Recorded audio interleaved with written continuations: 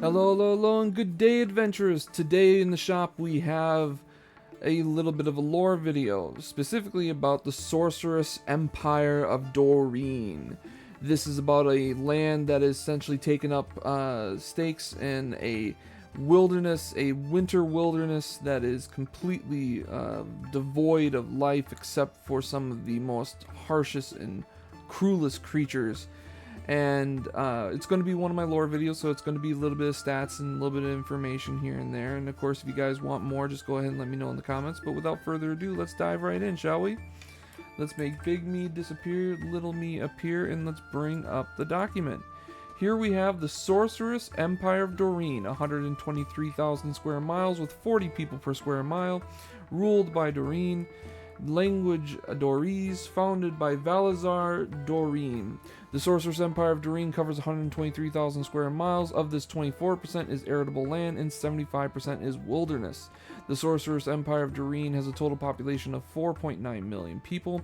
The largest city has a population of 26,000 people. The second largest, 13,000. There are no other cities of note in the kingdom and 14 towns.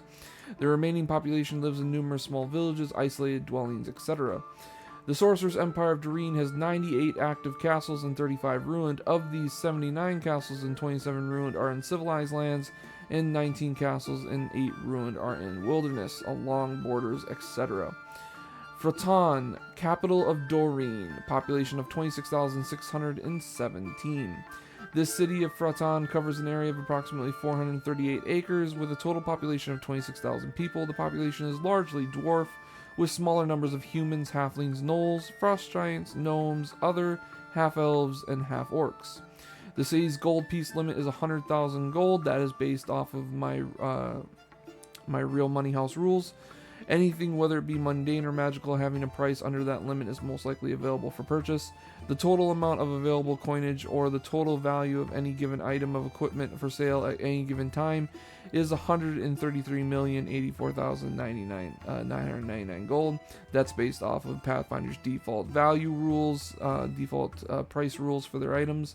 Dorine has 4 great powers within its borders: a magical neutral evil, a magical lawful evil, another magical neutral evil, and a conventional lawful neutral. Dorine's coins, the shillings. Shillings are Dorine's minted coins. The copper shilling has on one side an over-the-shoulder side/back view portrait picture of the kingdom's guardian creature, the Huldra, to remind those in their land that the Huldra are friends and allies of the citizens of Dorine.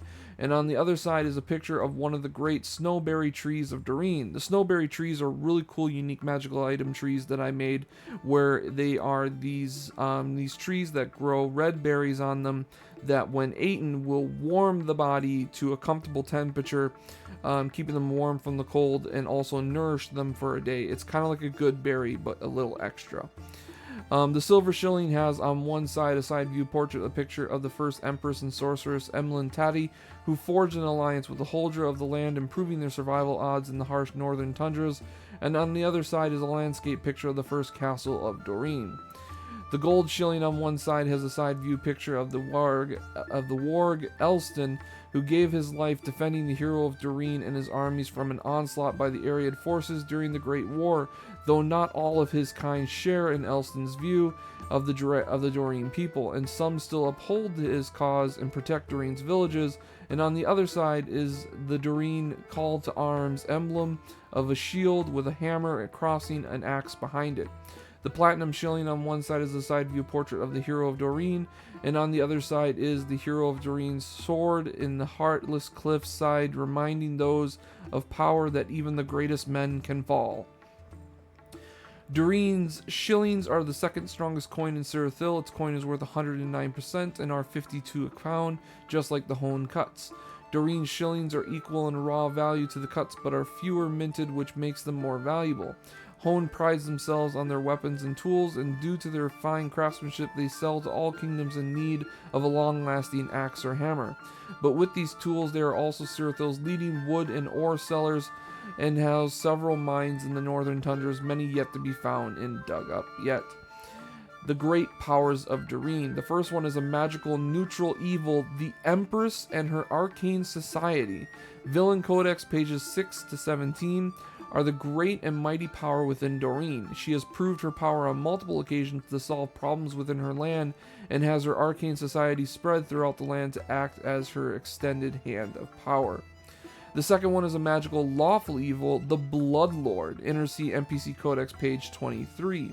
Has made his home within Dorine and is the one that gave the Empress much of her power, and for as long as the Empress holds the Bloodlord's weakness, he will forever obey and slave for her under her command. And third, the magical neutral evil Vampire Lord and her kin.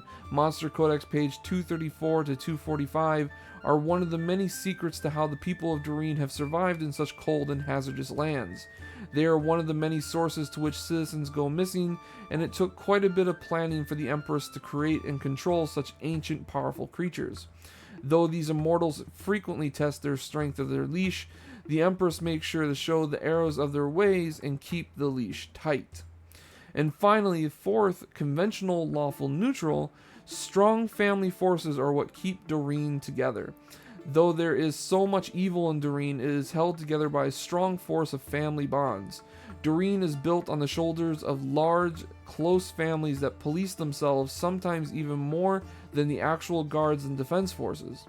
Among them is the Frostfoots, a family of frost giants and their human kin who share several settlements with them, and together this family and several others defend, investigate, and solve problems in the Dorine territory.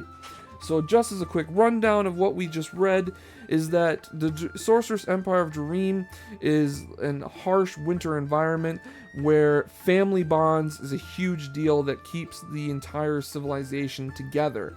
Now, the entire civilization is usually dealt with mysterious deaths, and they're usually caused by the Vampire Lord and her kin, or by the wargs, or by the harsh environments, but a lot of deaths happen in the Sorcerous Empire of Dorine.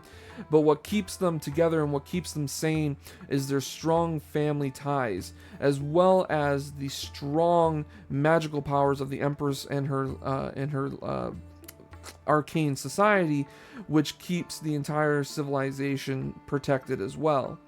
And then, of course, there is the dark secret that the Bloodlord is in the Empire as well, and this is where the Empress has gained most of her powers.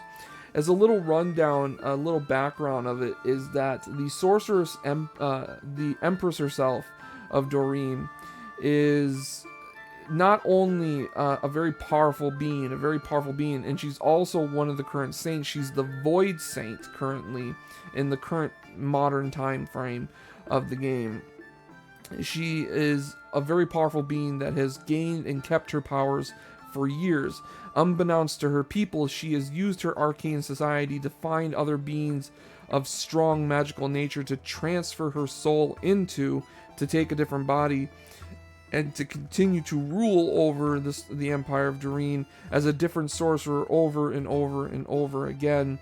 Essentially, all of this, all the way back to the original Void Saint.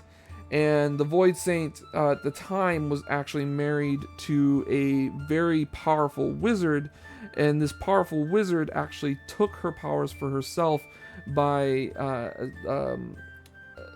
essentially what ended up happening was things caused the original saint to die, and the husband found out how to find the next saint and took over the body, and he's been doing it ever since. He's been taking over the replacement Void Saint over and over and over again, keeping the Void Saint's powers for himself and keeping in control. Even though he's in the body of a woman, he's actually a man.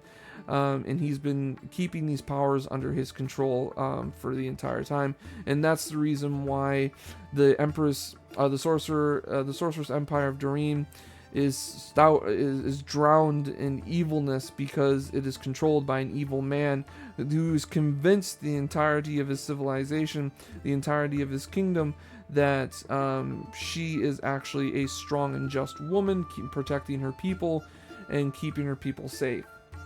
And that is the Sorcerous Empire of Dorine. I hope you guys enjoyed it. If you want more information on the Sorcerous Empire of Dorine, you want more details, more stat information. I know that I had some information about military for a couple of the other ones that I didn't have for everyone. Go ahead, let me know in the comments, and I'll get around to it. And then maybe we can do another video later on where I talk about the new information for it, or maybe we do a stream and I talk with you guys while we add up everything in the stream. Who knows what could happen? But yeah, just let me know in the comments if you want more. Maybe something should work a little bit of a different way, or something should be slightly altered.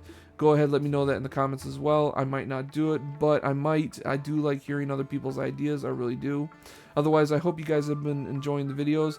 This document is going to be in the description of the video below, so if you're looking for this document just to have this information, it'll be in the description so you can get it that way, and you can bookmark it and keep it that, and so you don't have to keep coming to the video. Otherwise, I hope you guys have been enjoying the videos. I hope you guys have been enjoying the streams, and I hope you guys have a safe adventure.